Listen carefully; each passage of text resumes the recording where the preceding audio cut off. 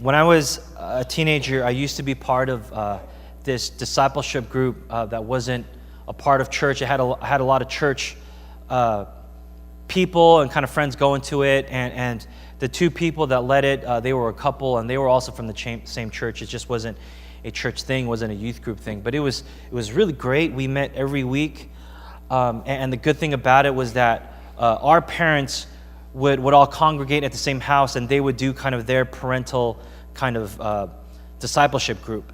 And one of the things that was the emphasis of our meetings was really, they wanted to instill in us spiritual disciplines, QTs and prayer and reading the Bible daily. And so we would try to do that. And I don't know, man, like I think one of the hardest things for a church leader is to get people to read the Bible. For goodness sake, it's just so hard sometimes. Maybe you're on the end where someone is trying to grill you and someone's trying to encourage you to read the Bible. Just flip the tables just for like 1 week, and you try to be on the other end, and you try to get someone else to read the Bible. It is really hard. And so what they did was they said that for the next term, for the next few months or whatever it is, whoever does the most QTs is going to get a prize. And it's not the most gospel-driven kind of motivation, but it kind of worked for me. And they didn't tell us what the prize was. They just said it's going to be really good. You won't regret it. Everyone here is going to like it. And so please do your best. And so I took that to heart. I took that really seriously. And I took off running. I'm doing my QTs, every day. And if I would miss a day, the next day I would make it up. That's how serious I was. A lot of it was, I was a baby Christian and I wanted to delve into the Word. Another was, I'm just really curious what this prize was and I wanted it. And so my assumption was the whole time these guys are going at it, they're fired up. And so if I miss a day, it's like, oh man, I'm falling behind. I got to get back on it. And we do kind of a midpoint check. How's everyone doing with the QTs? And we just kind of lay it out, honesty policy. And it turns out like I'm just kind of kicking everyone's butt. And I'm just like, oh, wow, this sounds good. And so now I'm even more fired up and I'm going at it. And by the time nears, everyone just like, yeah, you know what? He's going to win it. He's probably going to be a pastor one day. Let him have it. We encourage him, whatever, right? And I won it. And it turned out that it was, can we post that picture up there? It was a big poster, a framed poster of Michael Jordan's winning the dunk contest in 1988. Beautiful, beautiful thing that we're seeing here. I mean, if you can get a close-up, you can Google it if you want. Just don't do it now. Focus in on people's reaction. I mean, mouths wide open, people spilling their popcorn and everything. This is just a beautiful, beautiful picture. And I knew what this was, and I knew who Michael Jordan was. They wrapped it up. I ripped it open. It was this framed picture of Michael Jordan, and I'm holding it just kind of in awe. And I was like, beautiful one. No, I'm just kidding. Right? This is amazing. No, I'm looking at this, and man, this is just like awe-inspiring. And I'm looking at it, and I'm kind of imagining what was going through his mind. This is Michael Jordan taking off from the free throw line, right? And if you don't know too much about Michael Jordan, what you have to understand is he kind of reinvented the whole game of basketball. He wasn't just good, okay? He made basketball cool, right? He made it cool. He made it a style. He didn't just dominate. I mean, he put class into it. He put style into it. He actually made sticking out your tongue and driving into the hole like a cool thing. That's what he did with the game of basketball. And some people would say, right, he made it into an art form, right? He has somehow personified, somehow made the game of basketball into an expression of beauty. Maybe I'm being a little dramatic, but, okay, that's what people think. Right? And people will argue on and on and on about MJ and what he's contributed to the game, right? He has captured the essence of basketball, right? That's what I'm seeing here in this picture. Now, I don't know if you're ever reading the Bible, and You ever just kind of read a text, you read a paragraph, you read a chapter, and you're just like, I just have no idea what this is saying, right? And stop acting like you don't know what I'm talking about, because I know every single one of us. Even when I'm preparing sermons, sometimes I read a chapter, I read a text, I'm just like, I don't know what this is saying. And the honesty of it is like, man, I feel like an idiot. If you feel like an idiot, imagine how I feel, right? I'm seminary trained, and I read the Bible. I have no idea what it means. And I read it again, and I'm studying it, and maybe slowly it'll start to make sense, but the initial response is sometimes I just don't know what it's saying. And so I think to a certain extent, church, just to give you a word of encouragement, I think that's normal, okay? Because what these authors are essentially trying to do is they are trying to capture the essence of God. They are, in a way, trying to give you a snippet, a picture, a framed poster, if you will, of saying, this is who God is. And so no wonder when you read a text about this author trying to capture the essence of God, you're like, I have no idea what it's saying. Because God is God. I mean, we started our worship today meditating on God being the King of glory. How in the world do you express that? Can you imagine God calling you to write a gospel? The gospel of Yechan, right? Yechan 3:16. Yo, be God loved the world, whatever, sorry. How do you capture the essence of God in a narrative, in a letter, in a historical narrative, whatever it is? And so no wonder sometimes we have to ask ourselves, we have to be honest and say, I don't know what this is saying. And so how does John then, if we can narrow down our focus, how does John then try to capture the essence of God? How does he try to give you a framed poster, a snippet of God in God who is outside of time, inside of time? God who is God Almighty into a human form. He writes a gospel. And in his gospel, he splits it up into two parts, the book of signs and the book of glory. And in the book of signs, we have 7 signs. And the climax of all those signs is this. How does John bring the attention of his readers into a single text, a single narrative, a single moment in time where you can see this is who God is. This is the very essence of God. And it's a beautiful thing, church. John captures the essence of God by showing to you that he raised a man from the dead. I mean, he raised a man from the dead. That's what we're looking at. And so we don't just see a spectacular miracle, we are seeing the climax of the 7 signs. That's where we are in the text. So do a bit of rewinding, go to verse 17. And we'll kind of catch up to speed what John is doing, how he is climactically portraying the essence of God in the book of signs. Verse 17. Now when Jesus came, he found that Lazarus had already been in the tomb 4 days. Bethany was near Jerusalem, about 2 miles off, and many of the Jews had come to Martha and Mary to console them concerning their brother. So when Martha heard that Jesus was coming, she went and met him, but Mary remained seated in the house. Martha said to Jesus, Lord, if you had been here, my brother would not have died. But even now I know that whatever you ask from God, God will give you. Jesus said to her, your brother will rise again. Martha said to him, I know that he will rise in the resurrection on the last day. Jesus said to her, I am the resurrection and the life. Whoever believes in me, though he die, yet shall he live. And everyone who lives and believes in me shall never die. Do you believe this? She said to him, yes, Lord. I believe that you are the Christ, the Son of God, who is coming into the world. Stop there. So let's just start with this, okay?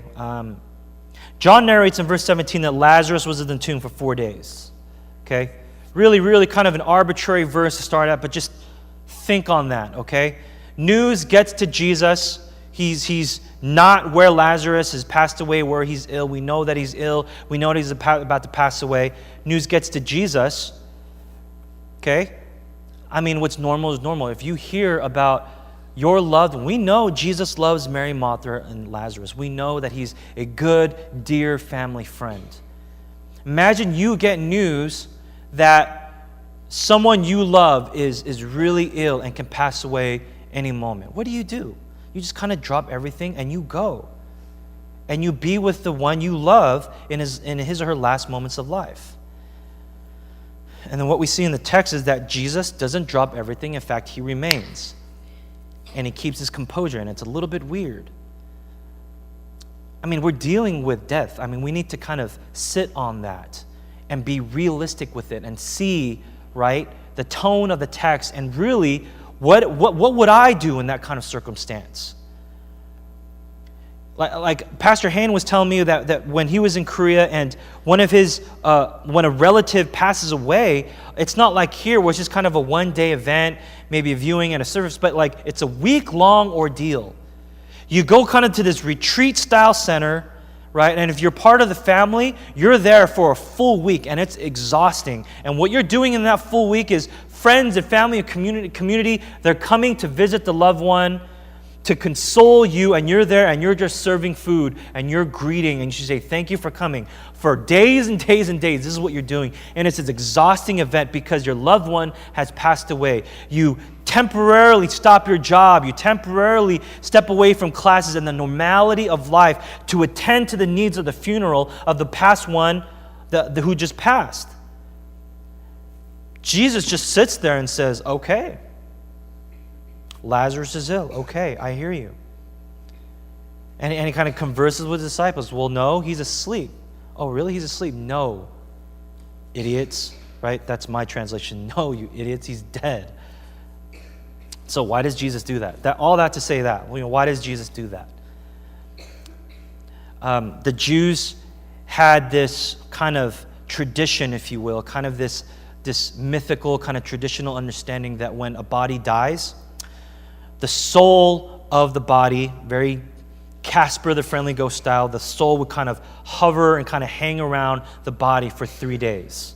I don't know how they came to believe that or where that comes from, but that's what they believed in. For 3 days, the soul would kind of hover around the body.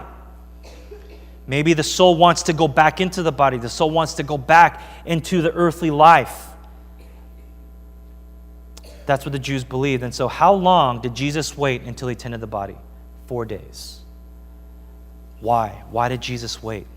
It's not because he's a jerk. It's not because he's lazy. It's not because he's being passive. It's because he wants to make a point. The body of Lazarus was dead. What Jesus did was not resuscitation. It was not mouth-to-mouth, bringing back to life. It wasn't some modern ancient technology. Lazarus was dead. Completely dead. Soul is gone. It's not resuscitation. The body is dead. And so Martha then comes to Jesus and says, Lord, if you were here, my brother wouldn't have died. Trish, do you ever feel that way?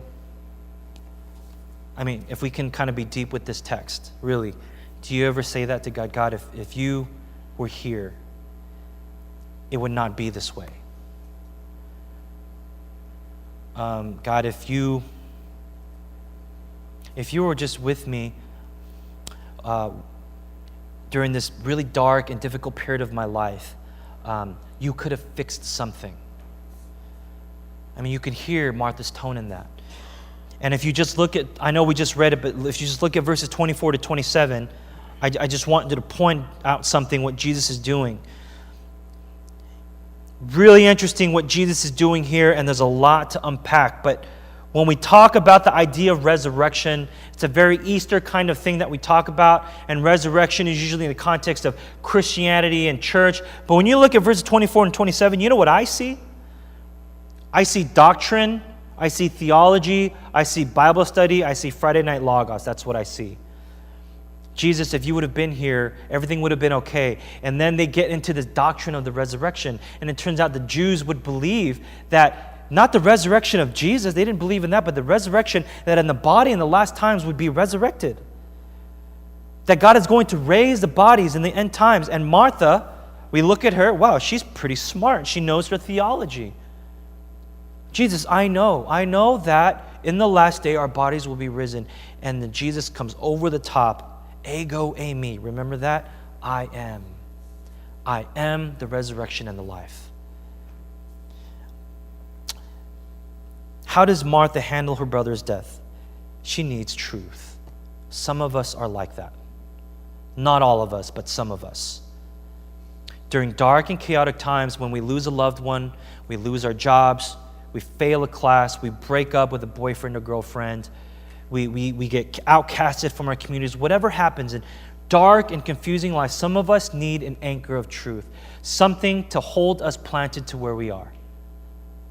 Something that speaks to us and where we're not moving and shifting all over the place. That's what Martha needed. And that's what Jesus provides. I am the resurrection and the life. And so just notice here real quick, Jesus is responding to Martha. Don't just see that he's encouraging her, see how he's encouraging her. He's giving a truth so that she has something to hold on to in this dark time. Story continues. Go to verse 28. When she had said this, she went and called her sister Mary, saying in private, the teacher is here and is calling for you. And when she heard it, she rose quickly and went to him. Now Jesus had not yet come into the village, but was still in the place where Martha had met him. When the Jews who were with her in the house, consoling her, saw Mary rise quickly and go out, they followed her, supposing that she was going to the tomb to weep there. Now when Mary came to where Jesus was and saw him, she fell at his feet, saying to him, Lord, if you had been here, my brother would not have died. When Jesus saw her weeping, and the Jews who had come with her also weeping, he was deeply moved in his spirit and greatly troubled. And he said, where have you laid him? They said to him, Lord, come and see. Jesus wept. So the Jews said, see how he loved him. But some of them said, could not he who opened the eyes of the blind man also have kept this man from dying?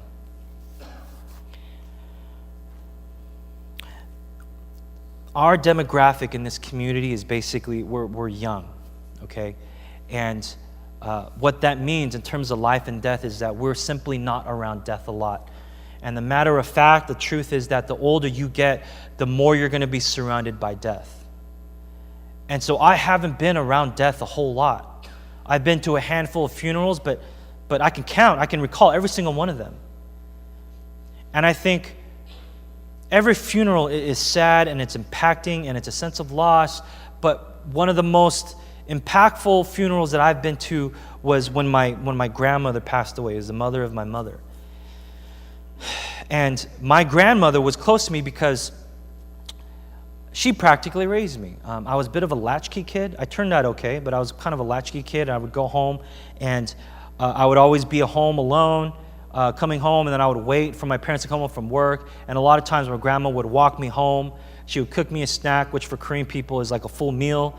And she would feed me and feed me and feed me. And she would yell at me, eat. And the next minute she would say, stop eating. You know, and I'm just like so confused, but I don't care. And she's like, okay, I don't care. And that's always our relationship. And I'm sure, I don't recall, but I'm sure she changed my diapers. I'm sure she put up with a lot of my just craziness as an infant. And that was kind of my connection with my grandmother. And so my grandmother went from old to really old, and one day she fell, and she fell a little bit too hard, and that injury she couldn't recover from, so that injury led to all other kinds of injuries, which led to sickness, which led to a hospital bed. And so my mother said, let's go. We're going to go visit your grandma in the hospital, and she's at La Palma Community Hospital. I don't know what to expect.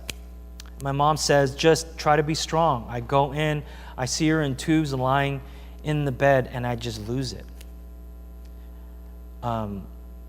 Because I didn't expect that. It's just not normal to me. And she could barely talk, she could barely move, but she's struggling to see how she's struggling to see how I'm doing. And she just couldn't recover from that fall, and it was just injuries and sickness just kind of overtook her, and that just got too difficult, and so she ended up passing. And the night before she passed, I remember being in the hospital. I'm slowly starting to sense the loss of life in her, and then I see my aunts coming. It was the sisters of my mother, and they're consoling each other, and I remember seeing my mom trying to be so strong because she's the oldest sister, and the younger sisters are crying, and they're trying to just grasp what's going on, and my mother is saying, I think she's ready to pass. And my aunts are crying, but I'm not ready to see her pass. And the following day she passed, and to me, that was the sting of death. It wasn't just my grandmother passing, but it's everyone else who loved her together sensing that loss.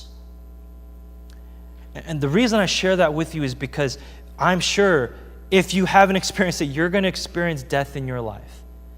And not to be too morbid, you yourself are going to die one day.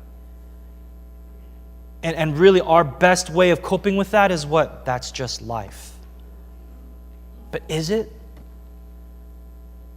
Do we just say that's natural, that's just life, we just have to deal with it and move on? Isn't that, can we just be honest with ourselves and say that's a sting? It hurts, and there's loss, and there's darkness, and there's frustration, and there's confusion, and I don't know how to handle it. Don't tell me everything's going to be better. Don't tell me to see a counselor. Don't tell me to go to church. Don't tell me to pray. Because Jesus, if you were here, you would have prevented death. Isn't that what they're saying?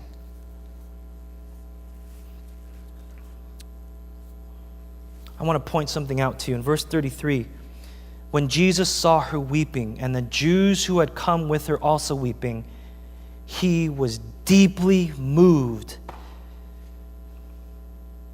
He was deeply moved in his spirit and greatly troubled. Church, that phrase, deeply moved, comes again in verse 38. We see that twice in the text.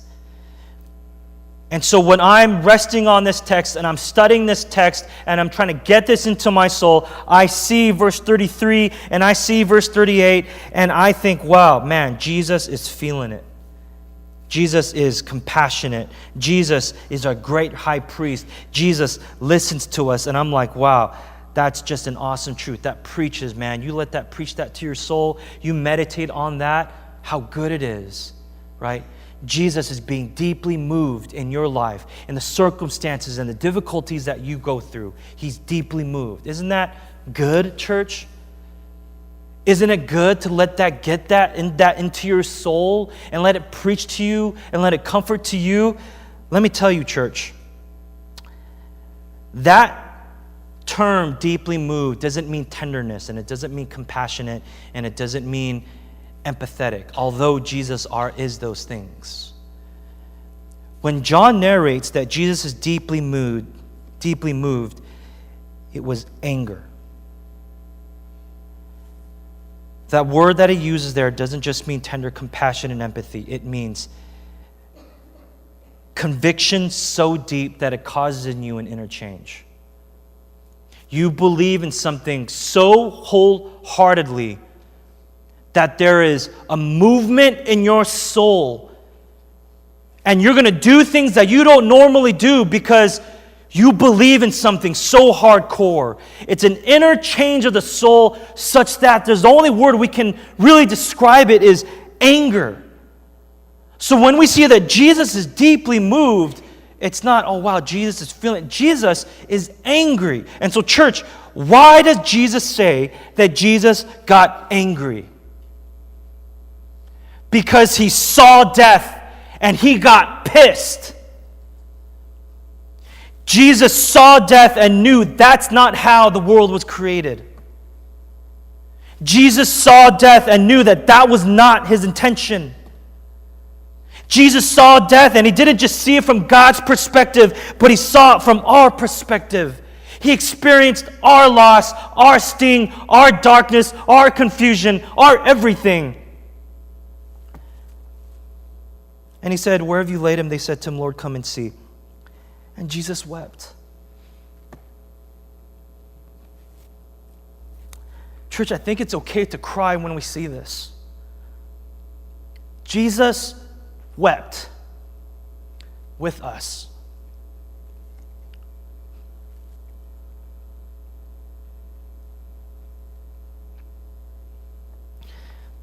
Six signs we saw, right?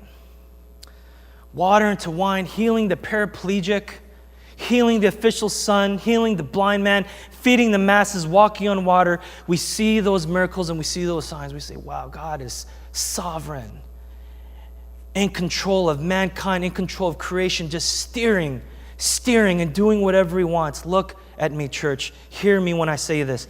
God, who is sovereign, all-powerful creator, he came to us and he wept with us. This is John giving a snippet, capturing the essence of God. God came to us and he became weak. He became vulnerable. And don't get me wrong, church, Jesus was never not God. But being fully God, became fully man. And the point is, God himself, also man, came to suffer with man. And it wasn't this distant man that, I feel you, it really sucks. But he came to die with us. And he came to suffer for us and to weep with us. He felt the sting of death and Jesus wept. Now here's what I want to lay out before you, just looking at Mary and Martha. Jesus goes to Martha, and what we see is he treats Martha very differently from Mary. I don't know if you see that, right? Jesus goes to Martha, and what does he do? He drops truth, right? That's logos, that's Bible study, that's doctrine, that's theology. I am the resurrection and the life. And then he goes to Mary, and then he weeps with Mary. And so, honestly, what do we see? We see Martha, and we go, well, Martha's cool. I could dig that. But really, Mary is where it's at, right? Because Mary is worship. She's the one that washed and anointed Jesus' feet. What do we see when we see Martha? We see Bible study teacher forcing us to memorize Bible verses. We see Martha, we see Friday Night Logos, systematic theology. Here we go. We see Mary, and we think worship. Right? That's my iTunes playlist when I pray. That's when we see Mary. But something we got to understand is we are both Martha and Mary. I know we like to favor Mary, but we got to see it from Jesus' standpoint. It's both. Because what happens if all you get is heart? If all you look to for Jesus is empathy and heart and this emotional kind of worship, what happens if that's all you get from Jesus? Well, you get a Jesus who cries with you and weeps with you and is empathetic with you. Oh, and it's so good. But guess what? He can't save you. What happens then if you get Jesus and all you get is truth? Well, you have sovereign God. You have doctrine God, theology God. You have God who can save you, but then you have a God who has no empathy for you. Church, we need both. And the reason we need to really understand that well is because that will help us in our relationship with Jesus, the vertical relationship, and that will counsel us and move us in our relationships with each other. So practically, that means we turn to Jesus for both truth and empathy. And when things just suck, schools sucks, things get difficult, money is difficult, relationships are difficult, we need something to get us grounded, and so we look to God and we say, who are you? And that's why we start our service with an attribute of God. Who are you, God? The King of glory. Let me rest in that. Let me worship in that. But because we're human, because we are in death and in darkness and we are separated from God, we need God to come to us, and we have community and we have empathy from God. Now, church, listen to me. It's not just about your relationship with God. Think just physically what church is.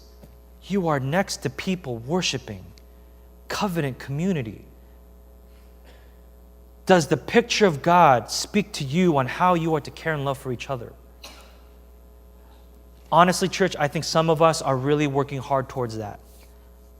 I think some of us are really trying hard and being intentional in our small groups, and we're trying to model after, we're trying to practice this empathy and let me care for you, share with me, and I'll share with you.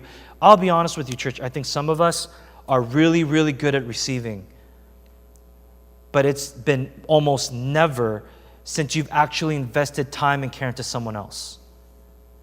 If you've been on the receiving end for years and years and years, when you look at this, do you not sense Spirit calling you to care for others? To weep with others? To drop truth to other people? Does it move you to do that? Go to verse 38.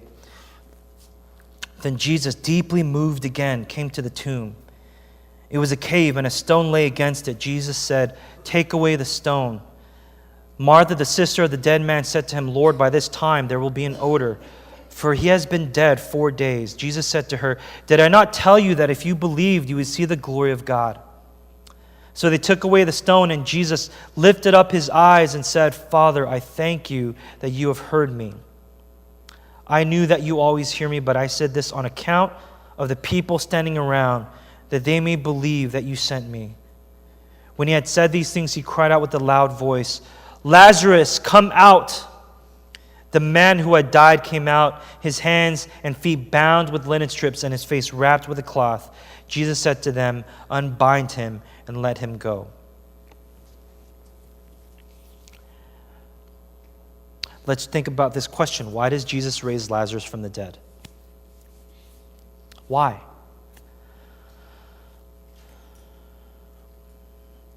I mean, you realize that Jesus didn't have to do that.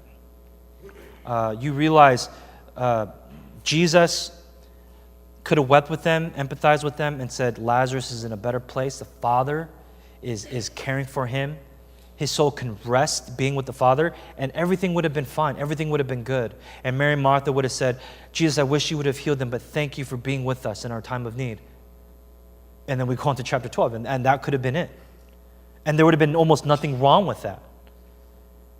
And so if we're really going to be honest with this text, we have to kind of dig into it, ask some good questions, and really try to discover what was Jesus really doing.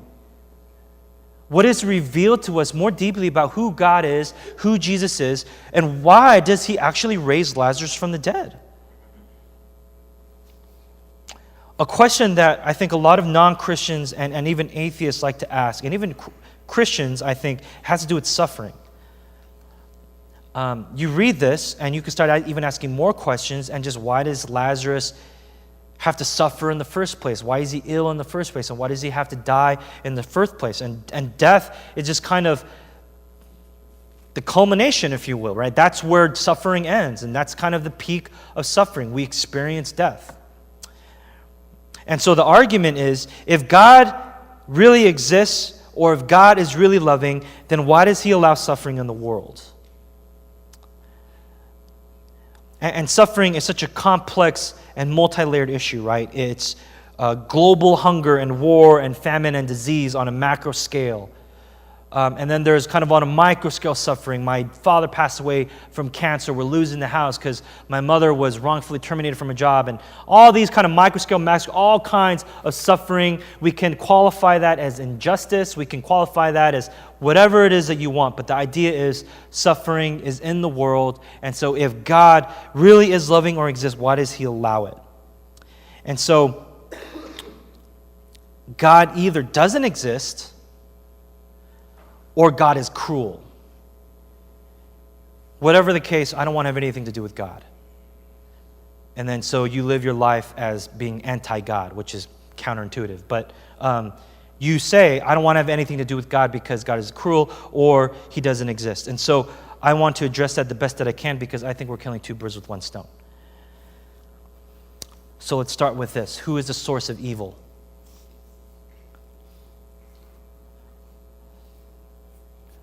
You don't even have to be Christian. You don't even have to believe in the Bible to answer that question. Any example of evil and suffering and war and famine in this world almost always will come from the truth that we are the source of evil. If there is war, if there is famine, really it's about humans taken away from other humans. And so you draw out the reasons for that. There's going to be a group of people or a guy who is just extremely power hungry, extremely greedy, or extremely all of the above. And he's the one that's trying to take control more than he should. And therefore there's massive destruction, death, and disease and all that stuff. And you want to break it down even to like a more practical level. Why does my friend not talk to her anymore? Oh, that sucks. Oh, maybe because you lied to him and blah, blah, blah. And that was you in your dishonesty and in your darkness and depravity. We are the source of evil. Okay? However you want to approach it, where you want to approach it from Romans 1 to 3, you just want to approach it from a logical standpoint. We are our own problem. Do you see that, church? And so then, if God were to snap his finger and all of a sudden say, I'm going to get rid of all the evil in the world, what would he have to do? He would have to get rid of us. God cannot get rid of evil without getting rid of us.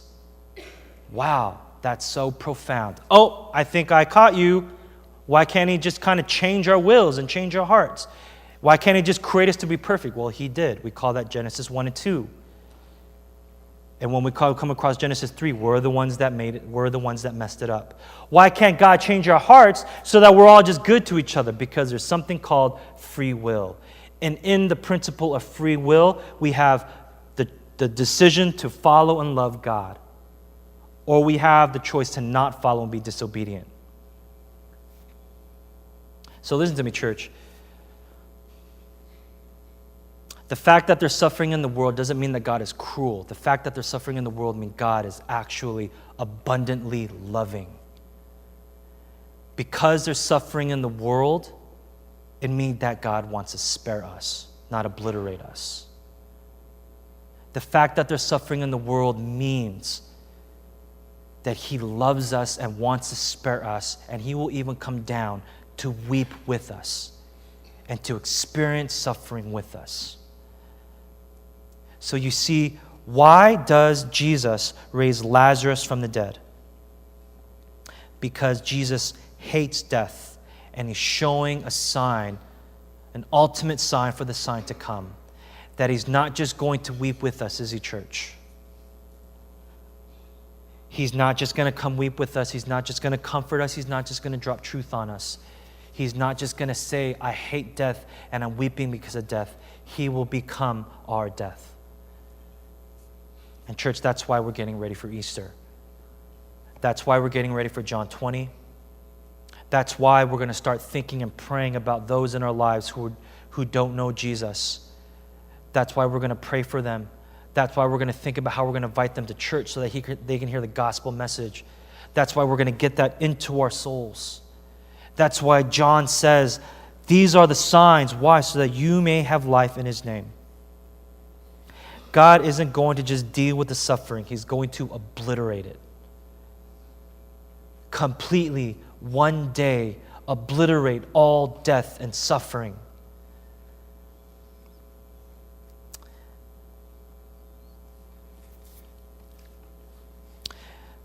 I know I gave you some applications already, but I just want you to think about a couple things and we'll close. Now, how can we let this truth of Jesus speak to us where we are right now? If you're falling asleep, you need to wake up. And if a guy next to you is falling asleep, give him a tap on the shoulder and tell him to wake up. How can we let the truth of Jesus speak to us where we are right now? How can we let this narrative of Jesus raising Lazarus speak to us? The reason I ask that question is because I think some of us, if we're going to be honest, some of us are in a place of apathy. Some of us are in a place of doubt. Some of us are in a place where we feel like God has failed us. It's great for Mary and Martha, right? But what about me here and now? Where's God when I called him? Right? That's the cry of Mary and Martha. Where was God? Where was Jesus during my difficult time? Where was Jesus when I was having a hard time with this? And we think, if God would do that here and he's not doing it in my life now, then there's some discrepancy. And I want you to think about this because hear me, church, God loves you, and God loves you even if you don't believe it. God loves you even in your doubt. God loves you even when He's not operating in the way that you want it to here and now.